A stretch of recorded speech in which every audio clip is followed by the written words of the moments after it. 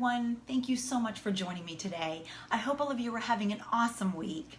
So in this video, I'm going to talk about how we can create boundaries in our relationships. We are going to explore what boundaries are, why they're important, and ways we can work on communicating our boundaries to others. Now, there have been several things I've changed in my life that have helped me to heal both mentally and physically. But I have to say that setting my boundaries has been a really big part of that journey. I used to have a tough time communicating my boundaries to anyone in my life because I was a people pleaser. And I thought that if I told others what my boundaries were, that either they wouldn't like me or they would think I was a difficult person.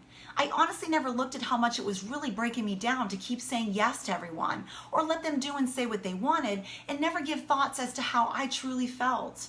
Over time, I began feeling as though I had no voice, which led me to some severe anxiety. Once I set my boundaries and began respecting and embracing who I was, I felt like a big weight was taken off of me.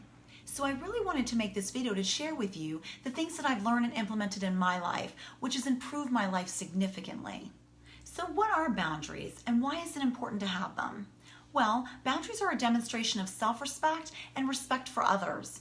It's a structure or expectations we put in place to define, limit, or exclude either behavior, people, or experiences that are not in alignment with what we need, want, or expect. We can communicate and make others aware of what we expect and what we will accept, allow, accommodate, and tolerate in our life. Having and honoring boundaries are a statement of a personal and mutual respect. When boundaries are not respected, sometimes it can cause resentment, which can really put a lot of strain on any relationship. Now, some of the benefits to having boundaries are creating a separation that allows us to have our own feelings, make our own decisions, and no one asks for what we want without needing to please others. Boundaries are also a form of self-care. Healthy emotional boundaries means we value our own feelings and needs, and we're not responsible for how others feel or behave. They also keep us from overextending ourselves. We can't possibly take on every project, work every shift, or be on every committee that we're asked to join. Boundaries mean saying no to things that don't align with our priorities. They also provide us with physical and emotional safety by keeping out what feels uncomfortable or hurtful. Now, it's important to remember that clearly establishing and maintaining boundaries are not walls to keep people out. They are the parameters that keep you safe within yourself and your life. It's a way of communicating to others that you have self-respect, self-worth, and will not allow others to define you. Learning to set boundaries is a necessary demonstration that you have a positive sense of self. It is not up to anyone other than you to decide what works for you. People can speak to you however they want, but you get to say whether or not it's acceptable to you. So let's look at the steps to creating and implementing our boundaries. So the first step is to define your boundary. In order for us to have clear boundaries, we must first understand what we need. Taking some time to ourselves to sit down and journal, defining our values, belief system, and our outlook on life can help us to have a clear picture of who we are and how we want to live. We have to identify what is no longer to be said or done around us and decide and define the physical and emotional space and safety we desire. We can even ask ourselves questions to help us to begin this process.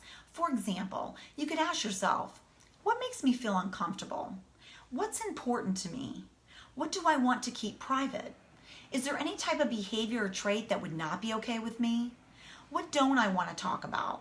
What don't I want to compromise on? Do I need quiet time to myself every day? Allow yourself to be who you are without the pressure of trying to be what other people need you to be. Now, once we are clear on what our boundaries are, we can then move to the next step. So the second step is announcing your boundary. Now, we often don't announce our boundaries, so this is a really important step, as it lets others know what we will and will not tolerate. Now, if we've allowed others in the past to get away with unacceptable behavior, this might be a bit challenging, as they might not be too happy about us setting these boundaries, but that's okay. Just remember who you are, and what you're going for is safety and respect. If they get defensive when we tell them our boundaries, we could say something like, please forgive me for not saying something before. I get that I've allowed you to believe calling me names was okay, but I now realize that it's not, so I'm creating this boundary for us. And if the person continues to challenge us on this, we could say something like, I hear what you're saying, and I want to let you know that it's no longer acceptable to me for you to speak to me in that way. Or, I know you probably didn't mean to be disrespectful, but I decided in order for me to be and feel respected, I cannot accommodate people yelling or screaming at me. Boundaries keep us safe, and the people who love, honor, and respect us will live within our boundaries. Now this leads us to the next step. So the third step is giving consequences. If someone does something and it's not right and we don't give them a consequence for their action, we are rewarding that negative behavior. We are saying, you crossed over the boundary. I don't like it, but I'm still okay with it. Now that's when we become a doormat and we can end up building resentment towards that person. Secretly, we hate that behavior, yet we are not giving them any sort of consequence. Giving someone a consequence for their behavior might cause conflict, but doing this is healthy as it's part of the communication. If others aren't willing to accept that we have boundaries, then this can be a relationship we may need to evaluate and decide if staying close to that person is really good for our well-being. So once we let others know about the new boundary, we can then inform them that if this boundary is violated, then there will be a consequence. For example, you could say, so here's my request. When talking with me, I'm asking you to refrain from yelling or screaming at me. And if you insist on continuing to yell at me when we're talking, I will remove myself from the conversation. It's up to us to inform others of the consequences for violating our boundary. Also, you may have to be patient with some of the people in your life that are new to the boundaries, as they are not used to this, because chances are, until they learn how to adapt to the new boundaries, they will violate your boundaries. They will forget. And if and when they do, your job is to remind them. For example, you could say, remember we talked about this and I asked you not to yell or scream at me when we're talking?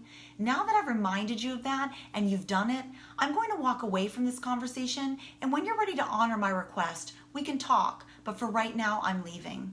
Please remember, boundaries aren't meant to punish, but they're there for our well-being and protection. Now, I do want to say that at times we might need to be willing to forgive others if they innocently or unknowingly violate our boundaries. If perhaps they didn't know it was there, they aren't going to be able to honor it.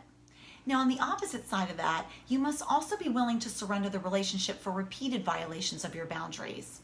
Now, it doesn't mean surrender forever, but you must be willing to take a stand for yourself with people that are not willing to honor you.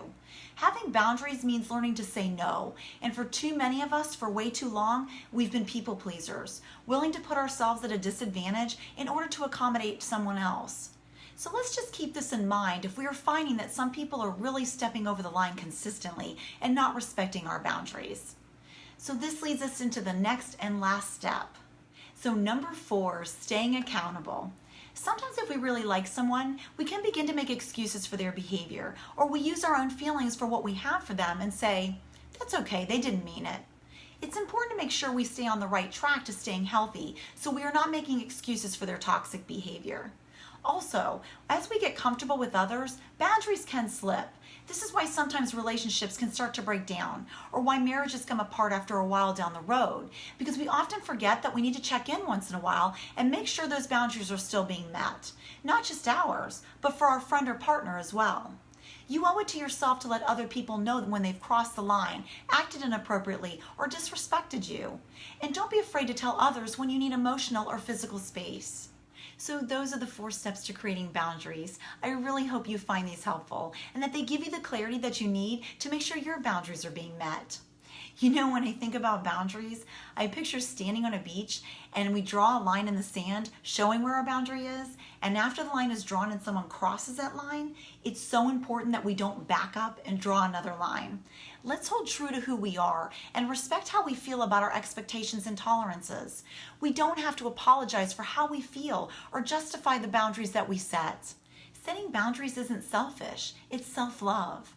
Boundaries are like a fence around us that keep us safe. We have the right to decide who can come in our yard and house and how they are allowed to behave. Each person needs to respect the boundaries of the other, and each understands that they are responsible for advocating their own needs. Your true self will emerge and your relationships will improve as you define what is and isn't acceptable.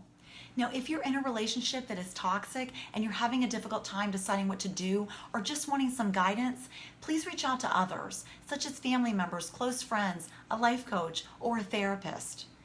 Please remember you are amazing and deserve to be treated with respect. Trust and believe in yourself, your decisions, and the ability for you to achieve anything you desire in your life. I am sending all of my love and prayers to you. I will see you on the next video. Thank you so much for watching. Have an awesome week.